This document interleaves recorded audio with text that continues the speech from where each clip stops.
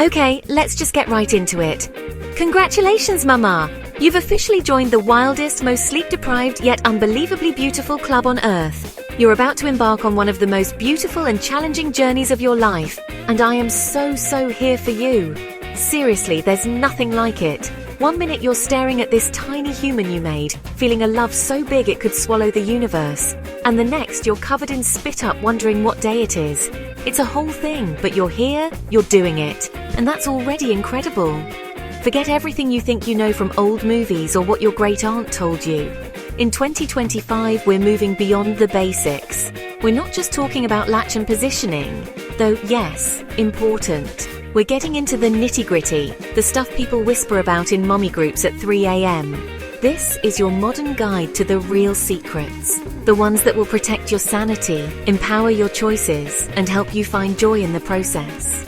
We're talking about the mental game, the physical realities, and the permission you need to give yourself to do this your way. So grab a giant water bottle, find a comfy spot, seriously, get comfortable, you deserve it, and let's talk. I'm going to share the secrets that I wish someone had screamed at me from the rooftops. These aren't just tips, they are survival strategies. This is about making sure you feel supported, seen, and powerful, whether you breastfeed for a day, a year, or not at all. Because a happy, sane mum is the goal, always. Let's do this. Alright, first things first. Your body starts making this stuff called colostrum, and everyone will call it liquid gold, which honestly sounds like something from a fancy, expensive cocktail menu.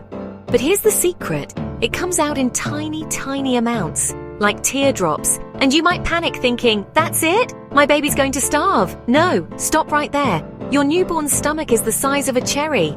A literal cherry. That tiny bit of thick, nutrient-packed colostrum is everything they need. It's like a super concentrated espresso shot of immunity and goodness, perfectly designed for their brand new, teeny tiny system. So when you hand express or your baby latches and you see next to nothing, please, I'm begging you, do not spiral. Don't let anyone make you feel like you're failing because you're not producing a fire hose of milk on day one. That's not how this works. Your body and your baby are in perfect sync. This is their first appetizer, not a 7-course tasting menu. The full milk bar will open in a few days, I promise. For now, just know that every single drop of that golden stuff is a powerhouse, and you are giving your baby the most incredible head start. Now let's talk about the absolute marathon that is cluster feeding. This is when your sweet, tiny angel suddenly transforms into a ravenous little barnacle who wants to be attached to your boob for what feels like 87 hours straight. It usually happens in the evening, right when you were maybe, possibly, thinking about sitting down for 5 minutes. You'll think, my milk is gone, I've run out, I'm not making enough, this is it. I'm here to tell you that is a lie your exhausted brain is telling you. Your baby isn't starving, they're smart. This is not a sign of failure. It's your baby's brilliant built-in way of putting in their order for tomorrow. They are telling your body, hey, big growth spurt coming up, I'm gonna need a bigger menu. Every time they nurse during these clusters, they're sending signals to your brain to ramp up production. It's supply and demand in its most primal, exhausting form. So instead of seeing it as a problem, try to reframe it. Your baby is the manager of this milk factory, and they're just placing a bulk order. Settle in, get snacks, put on a show, and ride the wave. I need you to hear this loud and clear. Breastfeeding should not feel like you're putting your nipple in a pencil sharpener. Yes, there can be some initial tenderness as your body adjusts. A little sensitivity? Okay. But sharp shooting, toe-curling pain? Absolutely not. For generations, women were told to just push through it or toughen up. We are done with that. That is officially the worst advice ever. Pain is not a badge of honor you have to earn to be a good mother. It's a flashing red light, a giant stop sign from your body. Pain is a signal that something is off. It could be a shallow latch, a tongue tie, or your positioning. It is not a requirement of the breastfeeding experience. If you are crying, dreading the next feed, or clenching your entire body in agony, that is your cue to get help. Immediately. Don't wait. Don't give it a few more days. Your comfort matters. Your well-being matters. You do not have to suffer in silence to feed your child. Pain is a problem to be solved, not a burden to be carried. Okay, let's talk about the letdown reflex, which is honestly one of the weirdest, most fascinating parts of this whole thing. The letdown is when your body releases the milk. But it's not just a quiet mechanical process. Oh no, it can be a full-on sensory event. For some, it's a pins and needles tingle. For others, it's a sudden feeling of fullness or even a wave of warmth rushing through your chest. Sometimes it can even feel a little intense. Like, whoa, what's happening in there? It's your hormones, oxytocin and prolactin, having a little party. And here's the wild part. It doesn't just happen when your baby is nursing. You might be in the grocery store and hear a random baby cry and suddenly, whoosh, your shirt is wet. You might be looking at a cute photo of your baby and bam, let down. You might be thinking about your baby and hello, milk waterfall. It can feel strange, overwhelming, and sometimes a little embarrassing. But it's completely 100% normal. It's your body's beautiful primal connection to your baby, working exactly as it should, even if it has terrible timing. In those first few weeks, you are basically a 24/7 diner, and the kitchen is always open. It is so easy to get lost in the cycle of feeding the baby, changing the baby, and trying to get the baby to sleep that you completely forget to take care of yourself. But listen to me, you're not just a mom, you are a high-performance milk-making machine, and a machine needs fuel and maintenance. You cannot run on fumes. You are burning hundreds of extra calories a day just by existing and producing milk. This is your official permission to be selfish. Before you sit down to nurse, set up your station. I'm talking about a giant insulated water bottle. Get one with a straw, it's a game changer.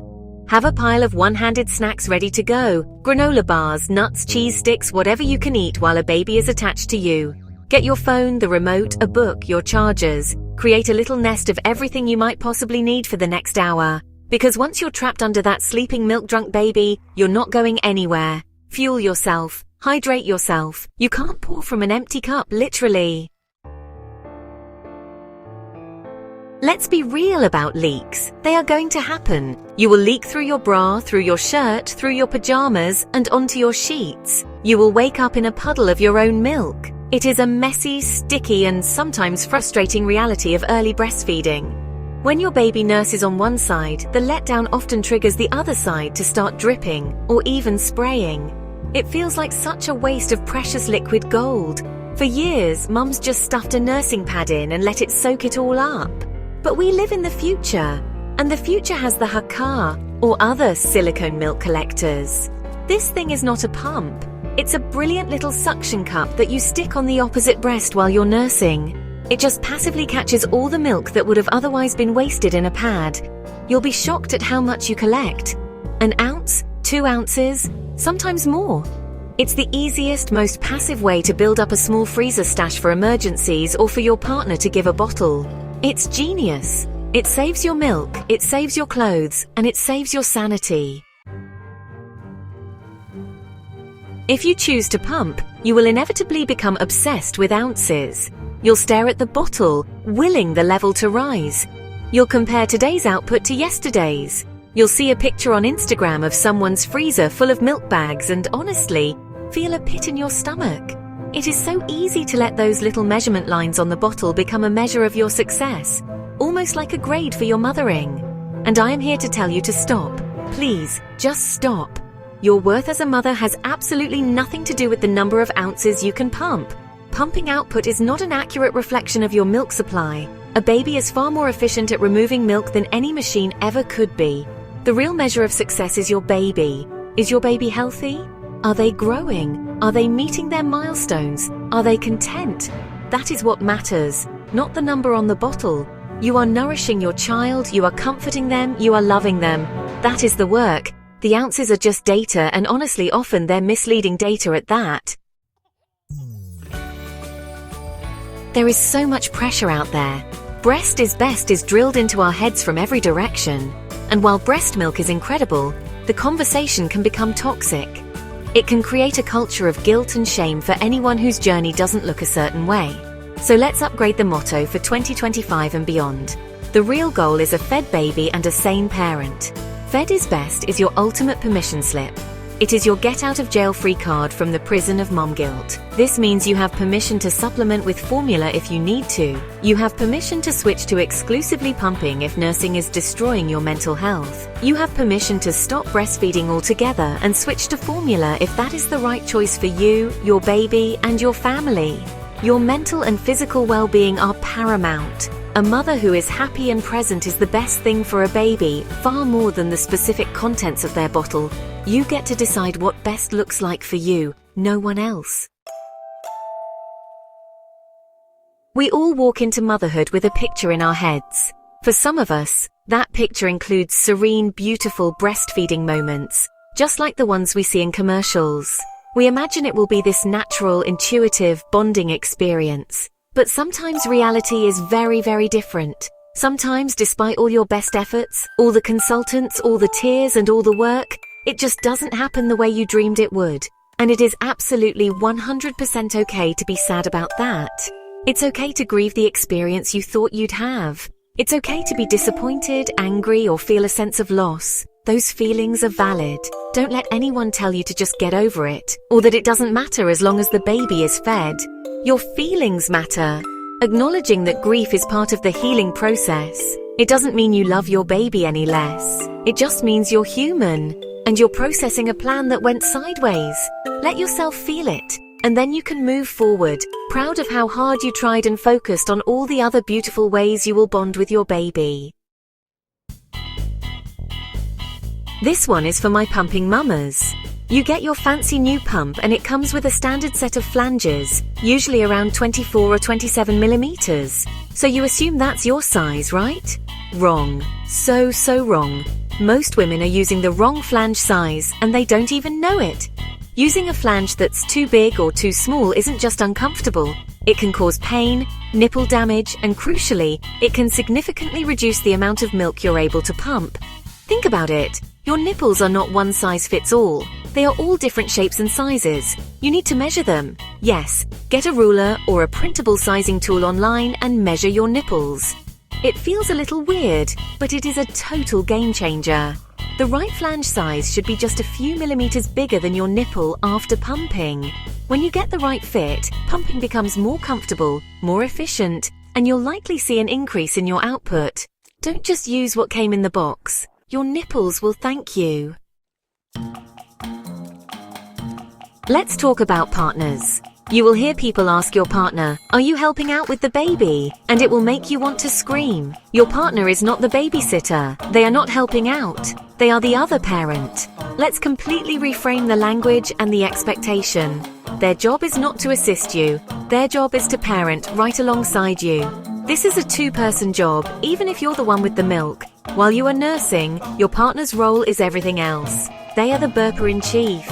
They are the master of diaper changes. They are the one who brings you that giant water bottle and those one-handed snacks we talked about.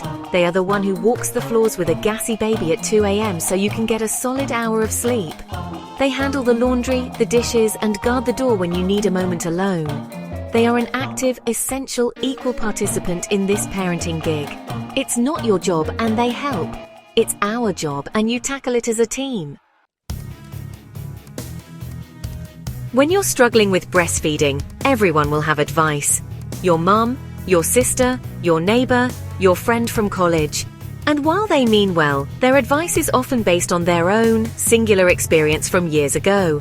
What you need isn't just anecdotal support, you need expert evidence-based guidance. That is where an IBCLC comes in. An IBCLC is an international board-certified lactation consultant. They are the real deal. Think of them like any other medical professional.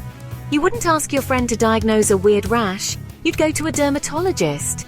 An IBCLC is a highly trained specialist in human lactation.